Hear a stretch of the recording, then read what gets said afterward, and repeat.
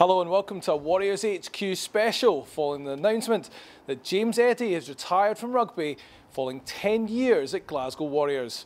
Former captain Al Kellock caught up with James this week to look back on his career. What stands out for you? It's mental. I don't know if you can actually say in this environment, but I mean, some of the stories you could talk about what we used to get up to off the park and things, and it was brilliant. But it was a different environment, completely different. Yeah. I remember when we used to win an occasional away game. You know, we'd go into the game sometimes and think, oh, you know, we'll win, but we didn't really. You know, I don't think anyone really believed it. Whereas now we go in and we play, and we know we can beat anyone in our day. It was different, but we lost more games than we won. Definitely. The other thing about back then is we were dotted about all over Glasgow. Oh man, yeah. We trained at White Craigs, used to wait at the Palace of Art, we used to speed at Kelvin Grove. Nethercraigs When the weather turned. Yeah. Here, there and everywhere. It was mental. I remember like you'd do lineouts at that water-based pitch, and you'd be doing lineouts in the, because it was water-based, there's like a sensor that That's right, yeah. Sometimes you'd be up in a lineout and the sprayer would would come on, and it wasn't one that just gave you, it got you a bit damp. Right. It absolutely soaked you. I know. Do you remember we used to have to do fitness sometimes up that hill? Up the hill. That's one of my lasting memories is the fitness as well.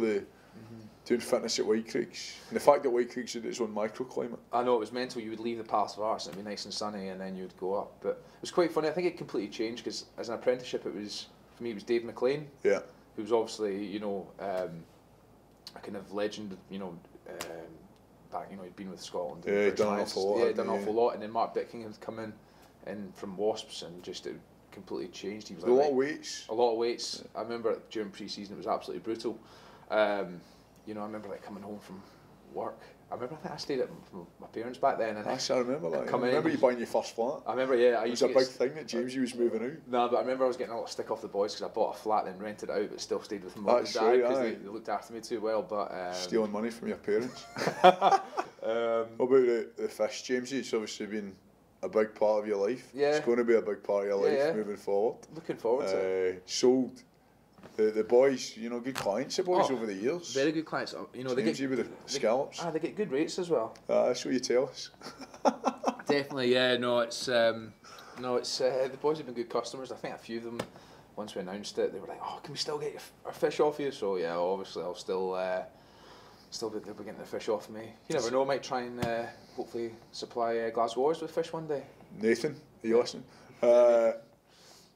And the fish have ended up in a few places where they shouldn't have as well, have they not, over the years? I remember one time my dad, we get these lochfine kippers, they're amazing, like so tasty, but they absolutely stink your house out and your breath is atrocious after you have them.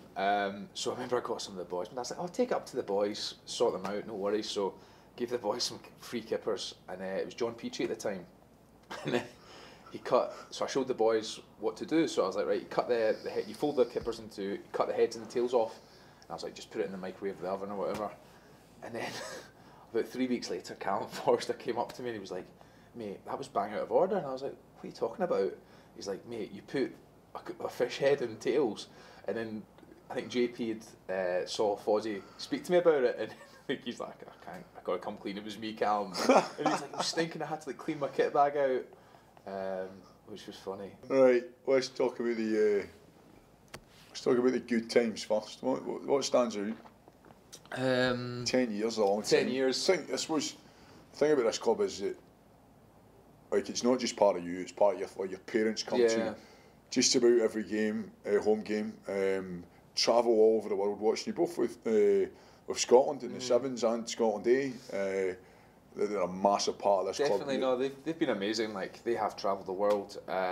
It's actually, I think, when I told them, they were a bit gutted because, oh my goodness, we go down to all these nice places and, you know, stop off in Gloucester on the way down to Wales and stuff. And no, they've been amazing. But it's funny because it's sad in a way it's ending, but I'm excited because it's a new chapter, and I'm so lucky that I've got an avenue to go into straight away. And it's funny, I'm so excited. Like, I'm excited. I mean, how could you say you're going to be excited to get out of your bed at 1 in the morning? But I'm really proud. You're normally not in your bed at 1 in the morning. Well, back in the day, but you know, now I'm a married man, it's changed a bit. But it's funny.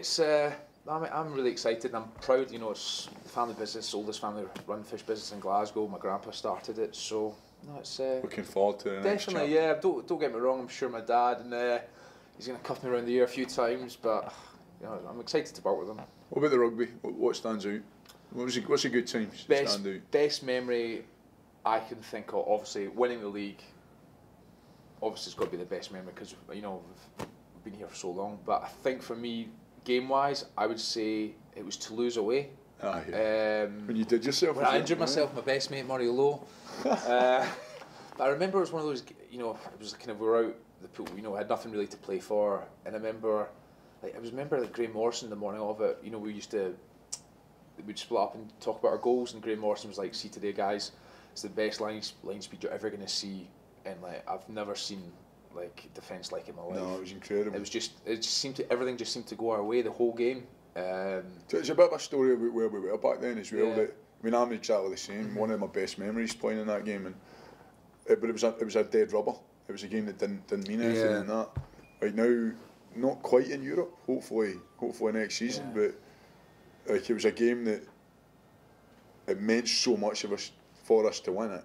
But didn't actually get us anywhere. I know. Now we're winning games. Definitely. Semi-finals and finals that mean something. Which it's a great it's a journey as opposed to anything else. It's funny, it's like certain games that I remember that game. I remember Northampton, when Pete Horne scored his try under there. It was obviously a nothing game. You know, I think it was important for them though, because I think it secured their place. But you know, we're getting closer year on year, and that's the thing. Is I think as a squad, back then we were really inconsistent. You know, we'd have one amazing game against Toulouse, and then we'd lose the next week to someone else that we should have maybe beat. But now, you know, there's real consistency, and I think it comes down to like the size of squad, the coaching, and everyone. You know, our ability in our squad is unbelievable, and I think now there's a real fear that guys know if they don't perform or you know someone else is in, and it's that maybe that fear of kind of not playing, and you know everyone always this thing is like the amount of people that always we're always trying to get better and better, so we're always kind of evolving and improving, you know. Definitely. You'll be back here. You'll definitely, be here a lot. yeah. I mean, the club's had such a major part of my life. I think it'll be tough. Like I know it's going to be tough. Like even thinking about Friday, actually, kind of starting to hit me a bit today and get a wee bit emotional. But it's had such a major part of my life. So yeah, no, I'm really looking forward to it. And I'm sure, some shape or form, I'll be back. You know, I'll be back watching games. Maybe become a member of the business club soon or something. Nice, James. I'll keep you to that in my new role. Hopefully you and Nathan will give me a free year for No chance. Big man. That was good, eh? Absolute pleasure. That's all for this week. We'll be back next Wednesday evening at 5 PM on Glasgow Warriors TV with highlights of Friday night's big match against Zebre at a sold-out Scotstoun.